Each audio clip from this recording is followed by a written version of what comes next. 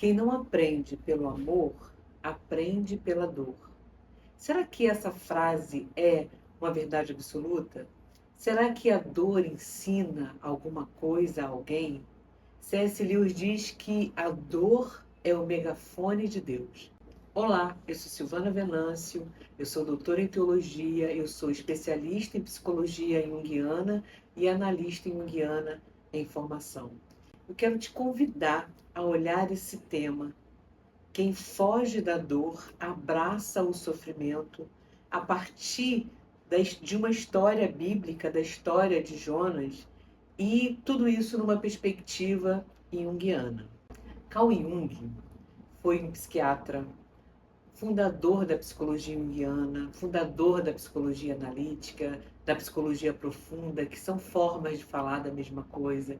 Ele foi discípulo de Freud, eles andaram juntos durante muito tempo e se separaram por divergência. Carl Jung trabalhou a dimensão não somente de um inconsciente pessoal, mas a ideia de um inconsciente coletivo, de uma grande psique coletiva, onde a gente divide arquétipos, instintos, onde aquilo que é do humano nos comunica. E também sobre a questão da libido, que para Freud dizia respeito à energia sexual apenas, e para Jung a libido ela diz respeito à energia psíquica de um modo geral. E Carl Jung tinha uma forma de ver a religião como um aspecto mais antigo da psique humana. Então, a religião, para Jung, era uma forma que esse ser humano primitivo, esse ser humano do mundo antigo, encontrava para projetar dimensões do seu interior, da sua alma, dramas pessoais, dramas psíquicos, questões que às vezes se passavam na consciência e no inconsciente, onde o ser humano não tinha condições afetivas, psíquicas de trabalhar, e aí isso era projetado numa dimensão religiosa, porque a religião tem uma linguagem para falar desses conteúdos psíquicos.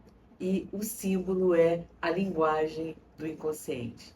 Então pensa aqui comigo, num mundo como a gente vive, esvaziado de religião, embora existam muitas religiões, embora a religião cristã tenha se partido em múltiplas igrejas, a gente vive num mundo esvaziado de Deus, porque Deus não é a fonte última de sentido nesse mundo. A gente vive num mundo ainda, mesmo que seja uma pretensão ingênua de que nós somos regidos pelo aspecto da razão, da consciência.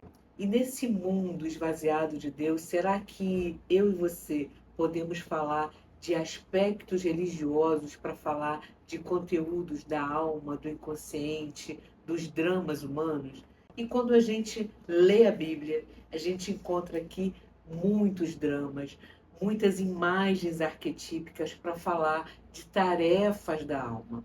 Tem um autor chamado Joseph Campbell, que no livro dele, chamado Herói de Mil Faces, ele vai falar da trajetória do herói. Mesmo que a trajetória das mulheres, a trajetória da heroína seja um pouco diferente, a trajetória, a jornada do herói, ela é arquetípica, ela faz parte do humano, ela diz respeito às tarefas que a alma precisa fazer para ter um encontro consigo mesmo. São tarefas que a gente percorre, são limiares que nós atravessamos para encontrar o self, que é um arquétipo de si mesmo, um arquétipo da totalidade, como diz Jung, e que é símbolo de Deus. Deus é símbolo do self e self é símbolo de Deus. Então, toda vez que eu me referir a Deus aqui nesse vídeo, eu vou estar falando de Deus e vou estar ao mesmo tempo falando de self, daquilo que é a totalidade, daquilo que é um telos, que é uma finalidade, onde nós humanos devemos ir caminhando para encontrar aquilo que a gente veio realizar no mundo e tem a ver com o nosso mito pessoal, com o nosso destino, com o nosso propósito, o que eu e você viemos realizar nesse mundo. Que tarefas que eu e você podemos fazer, realizar, entender para percorrer esse caminho. E a história, essa narrativa belíssima de Jonas, essa narrativa que é uma novela sapiencial, que tem um sentido aqui didático, pedagógico, para a gente perceber a trajetória da alma. Então eu quero te convidar a olhar para essa trajetória junto com a narrativa bíblica do livro de Jonas. Então eu vou ler aqui algumas partes com você, algumas partes desse livro de Jonas, que é um livro curtinho, tem apenas 4 capítulos, número da totalidade, e aqui tem muitos aspectos que eu e você podemos olhar para o nosso interior e percorrer. Será que eu e você temos tarefas a cumprir? Será que eu e você temos um caminho para percorrer que pode passar pela dor, mas se eu e você não tivermos a coragem de abraçar a dor, tivermos a coragem de ficar na dor, sentir a dor, se permitir sentir, provavelmente eu e você vamos dar um abraço no sofrimento. E sofrimento aqui aparece como uma dor mais permanente. A dor como algo, aquilo que vem pontual, nos afeta. Isso que o C.S. Lewis chamou de o megafone de Deus. E a gente não tem coragem de parar um pouco na dor, sentir, perceber o que essa dor está querendo falar comigo. O que Deus quer falar comigo? O que o self quer falar comigo? Jung diz assim, que o self, simbolicamente, vai fazer tudo para nos levar para esse telos, para esse processo de individuação que é tornar quem nós somos de verdade, que é ter um encontro com tudo aquilo que nós somos, com as nossas luzes, com as nossas sombras, que é aquele momento que a gente vai recolhendo tudo, vai integrando num belo e lindo casamento alquímico. Então, nesse processo de individuação, o self vai fazer tudo para a gente chegar lá. Vai convidar o tempo todo, a vida vai vir o tempo todo nos convidando para esse processo de transformação. E às vezes, nesses processos de transformação, a dor aparece. Porque crescer dói. Se abrir para transformar dói. Porque a gente quer ficar ali na zona de conforto, a gente não quer que nada mude, mas é preciso mudar para não morrer. E a gente precisa, às vezes, deixar que algumas coisas morram para que outras coisas mais maravilhosas ainda possam nascer e renascer. Mas para isso a gente precisa enfrentar a dor. E quando a gente foge da dor, a gente acaba abraçando o sofrimento. Então vamos olhar um pouquinho aqui na vida de Jonas, como isso acontece, como isso aparece. Então vamos lá. Veio a palavra do Senhor a Jonas, filho de Amitai, dizendo: Dispõe-te, vai à grande cidade de Nínive e clama contra ela, porque a sua malícia subiu até mim. Jonas se dispôs, mas para fugir da presença do Senhor, foi para Tarsis, e tendo dirigido a Jope, achou um navio que ia para Tarsis. Pegou, pois, a sua passagem e embarcou nele, para ir com eles para Tarsis, para longe da presença do Senhor. Deus manda Jonas ir para Nínive, e Jonas pega o navio e vai em direção a Tarsis. Tarsis é um lugar exótico. Tarsis é um lugar onde as coisas acontecem, é um porto famoso, onde tem muitas coisas, muito brilho, muito barulho, muitas distrações da alma. E Nínive é o destino, é o processo, é o propósito, é a tarefa, é aquilo que o self convida.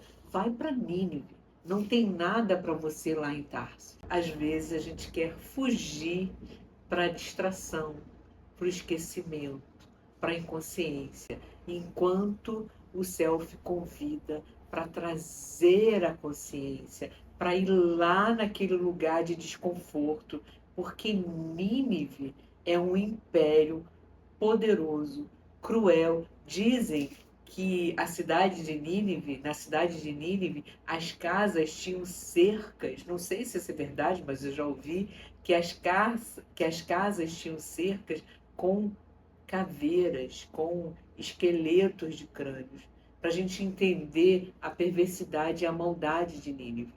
Então, Jonas se recusava a ir para esse lugar aonde ele teria que enfrentar e olhar frente a frente, ter uma mensagem para os seus inimigos.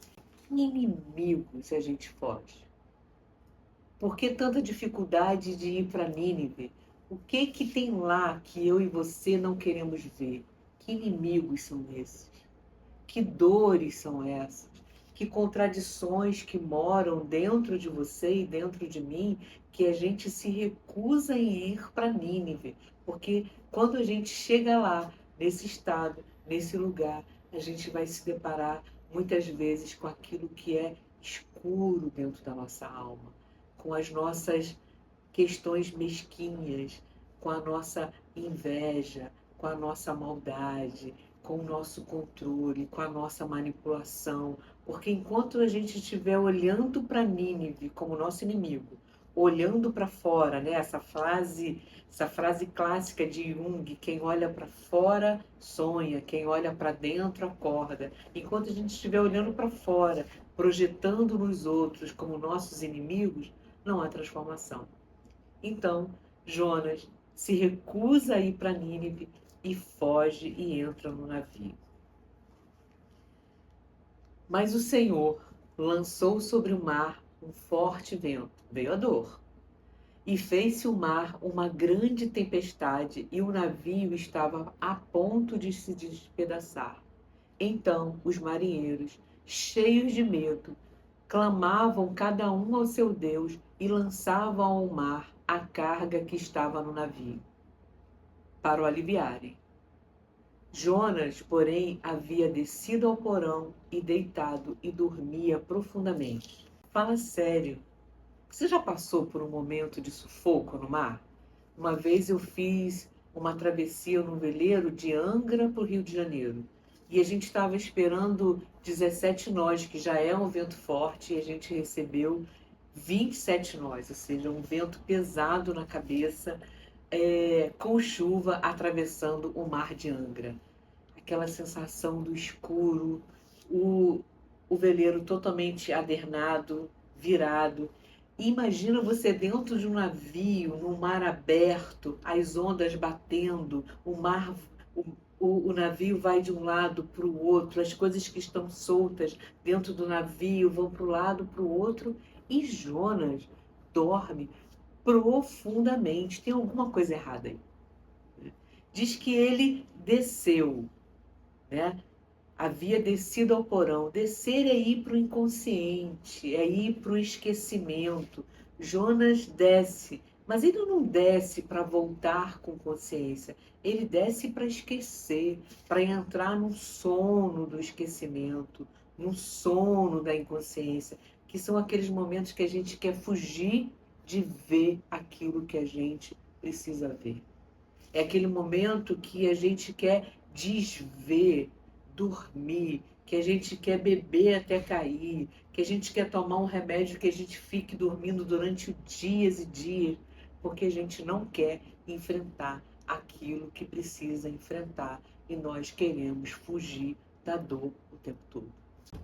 Mas os companheiros não ficam satisfeitos, perguntam para ele se ele sabe o que está acontecendo e pergunta para ele.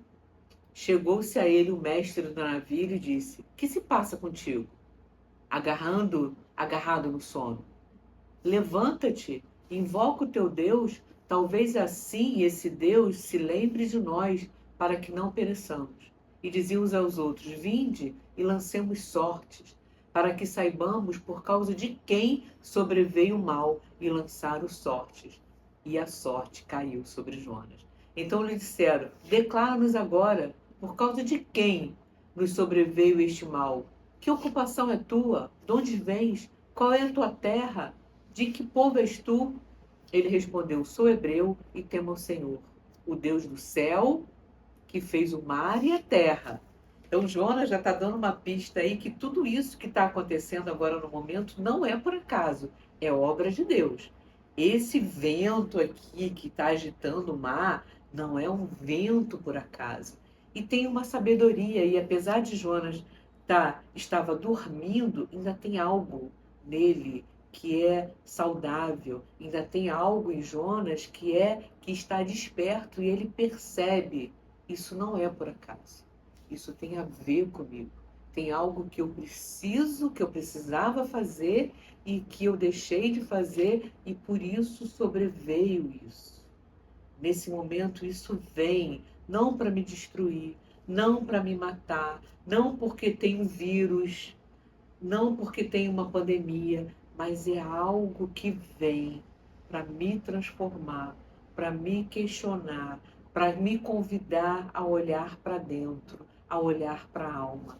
É uma sabedoria interna de discernir os momentos, e nesse momento Jonas começa a abrir os olhos e perceber que o Deus que criou o céu e a terra agora manda esse vento, porque tem algo que Jonas precisa olhar e ainda não estava vendo. Então os homens ficaram possuídos de grande temor e disseram: que é isso que fizeste? Pois assim os homens que ele fugia da presença do Senhor, porque ele o havia declarado. E disseram: que faremos para que o mar se acalme? E Jonas diz claramente, calmamente: tomai-me e me lançai ao mar. Eu quero ir para o mar. Eu quero abraçar o sofrimento. Não basta a dor aqui de ter uma onda batendo, a possibilidade do navio despedaçar. Eu quero abraçar o sofrimento. Eu quero mergulhar nessas águas.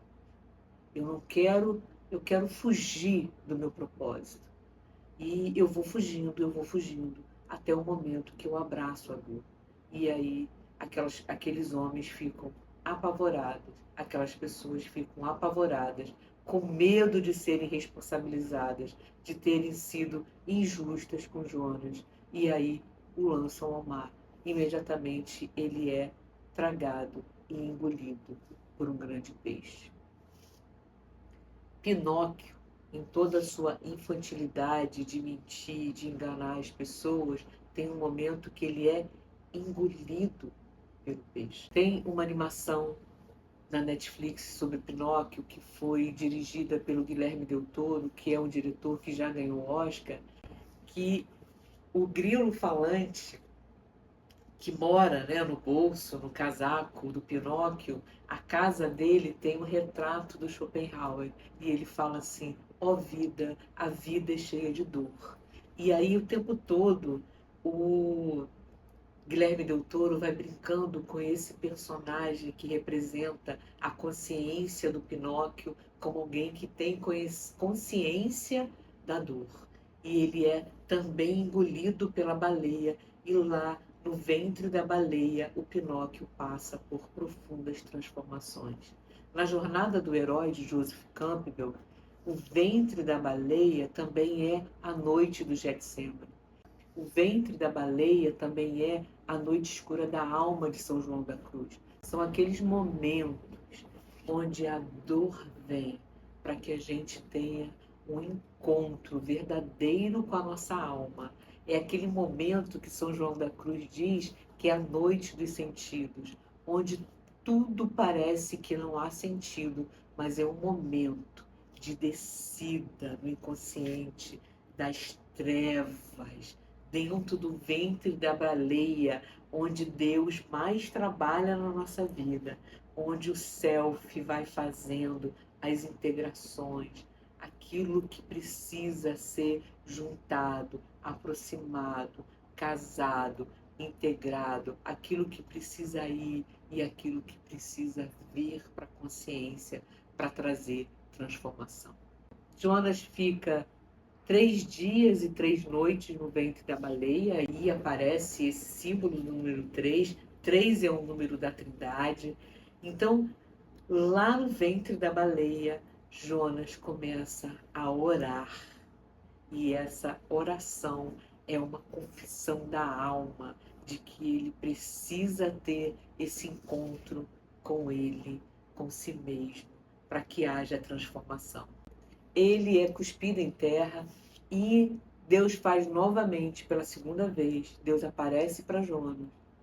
Pela segunda vez, Deus fala para Jonas: Jonas, vai para Nínive e clama contra ela. Quando chega em Nínive, o discurso de Jonas é bem duro. Olha só, se vocês não se arrependerem, Deus vai destruir tudo. É aquele momento que a gente olha para esses aspectos do nosso interior que não é tão bom assim, e às vezes a gente olha com dureza para o nosso passado. A gente olha com o olhar do crítico mais rigoroso e a gente começa a se condenar, a se chicotear e dizer por que eu fiz isso, por que eu tomei esse caminho. E aí a gente vai aumentando a nossa dor, e esse braço vai cada vez mais se abrindo e a gente vai abraçando a dor. Era um discurso pesado, só que acontece um milagre. Aquelas pessoas atendem a voz desse profeta e começam a se converter.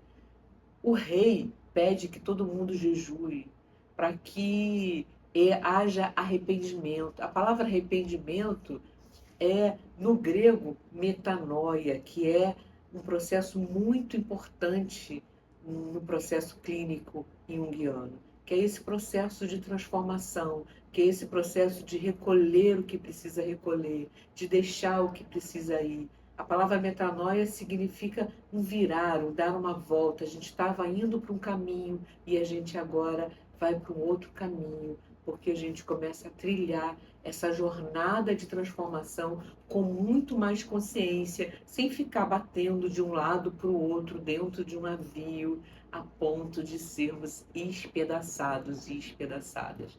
Então, é nesse momento que há uma mudança de rumo no processo de metanoia. Mas quem disse que Jonas fica satisfeito com esse resultado? Jonas tem um grande resultado. Ele prega, todo mundo atende. Ele tem aquilo que ele deveria ter conquistado. Então há, nesse momento, um encontro. Mas ainda não é essa integração daquilo que está no inconsciente e na consciência. Não é ainda um casamento de sombras e luzes, não é ainda um casamento entre o claro e o escuro, entre o feminino e o masculino, aquilo que é bom e aquilo que não é tão bom assim. Porque Jonas continua ainda com rigor, com uma dureza, e ele reclama: eu sabia que você seria misericordioso, eu sabia, Deus, que no fim, você não iria destruir Nínive. Parece que dentro do ser humano, dentro de nós, existe algo que se comunica com uma espécie de arquétipo do juiz, do destruidor, e dentro da nossa alma esse complexo de não há mais oportunidade. Eu errei. Percebe? O que eu fiz não tem volta, não tem volta. Não adianta tentar, não adianta pensar que eu posso rever, ressignificar tudo isso, porque não tem volta. É uma dureza interna que não permite que haja beleza, que haja transformação, que a gente olhe para esse passado que fez coisas às vezes que a gente não gostaria de ter feito, mas fez, e olhe com um olhar de bondade, de compaixão dentro da gente. Então a gente entender essa história como um processo psíquico, como uma imagem arquetípica de coisas que acontecem dentro da nossa alma. É a gente usar, interpretar essas histórias como narrativas da alma, da transformação, desse processo de metanoia, desse convite à individuação. Então, o self, então Deus faz uma pegadinha com Jonas e diz assim, não diz, mas faz, né? Faz crescer uma planta dá uma sombra, ele dorme novamente, ele está cansado, é aquele momento que a gente fica cansada, que a gente fala assim, não quero mais fazer terapia, não quero ver mais nada, esse processo de autoconhecimento está muito difícil. Quantas vezes na minha clínica algumas pessoas falam assim, vou parar, está doendo muito, ou se recusa a ver, se fecha, traz só questões triviais, porque não quer olhar para essa profundidade, para essas dores. E aí Jonas dorme de novo. Só que Deus manda um verme, come a planta. E Jonas fica novamente indignado. Como assim? Essa planta agora morreu? E Deus fala para ele, Jonas, não estou entendendo. Você tem pena, você tem misericórdia de uma planta que você não plantou, não agou, não fez nada por ela, e não tem misericórdia de 120 mil almas que não sabem discernir entre a mão esquerda e a mão direita? São aqueles momentos que a gente gasta uma energia psíquica enorme com coisas que são pequenas, que não tem tanto valor aí. Sim, a gente desvia o nosso olhar das verdadeiras questões, das questões mais tensas da nossa alma, daquilo que a gente precisa olhar, de enfrentar, de ver as nossas dores, de mergulhar nesse profundo, de ter coragem de sentir a dor, para que a gente não fique a vida inteira abraçado no sofrimento, que se repete, que dá volta, porque às vezes a gente tem a impressão, nossa, eu já passei por aqui, mas vai voltar, vai retornar, retornar, até que a gente consiga realmente sentir, perceber e aprofundar. E o livro termina com uma pergunta. De uma forma abrupta, o livro termina com uma pergunta. Não hei eu de ter compaixão da grande cidade de Nínive, em que há mais de 120 mil pessoas que não sabem discernir entre a mão direita e a mão esquerda, e também de muitos animais? É Deus falando, será que eu não vou ter misericórdia de tudo que você já passou, de dureza, de questões que não foram trabalhadas, de erros, de arrependimentos, de frustrações? E fica a pergunta, será que nesse processo de transformação pessoal, nesse processo de autoconhecimento, nesse processo de aprofundamento na alma pessoal, será que há espaço para que haja misericórdia e um olhar bondoso para isso tudo que eu e você passamos ao longo da nossa vida? Fica esse convite para você, para olhar para dentro, para fazer essa viagem aqui, através do texto bíblico, uma perspectiva mais analítica do ponto de vista da psicologia junguiana. Deixa o seu like aqui, porque é muito importante para que o YouTube espalhe esse conteúdo para mais pessoas. Se você ainda não é inscrita no canal, se inscreve aqui, é só apertar o sininho que você vai receber as notificações e compartilhe esse vídeo com alguém que você ama.